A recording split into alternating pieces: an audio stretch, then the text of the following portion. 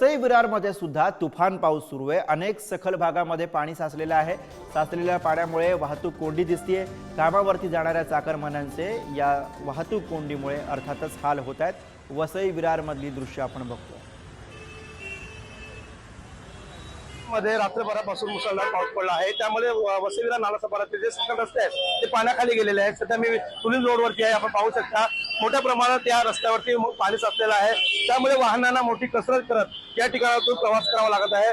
जर या ठिकाणी आपण पाहिलं तर मोठ्या प्रमाणात हे पाणी साचल्याने वाहतूक कोंडी सुद्धा झाल्याचं आपल्याला पाहायला मिळत आहे। आणि या ठिकाणी पाणी साचल्याने नागरिकांना सुद्धा त्या ठिकाणातून वाट करत प्रवास करावा लागत आहे। दरवेळी या ठिकाणी पाणी साचल्याने हा नालासोपारातील नागरिकांना मोठा फटका बसतोय।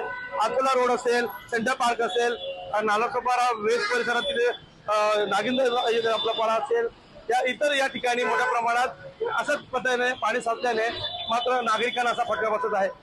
विपुल पाटील, पुढारी न्यूज, नालासोपारा।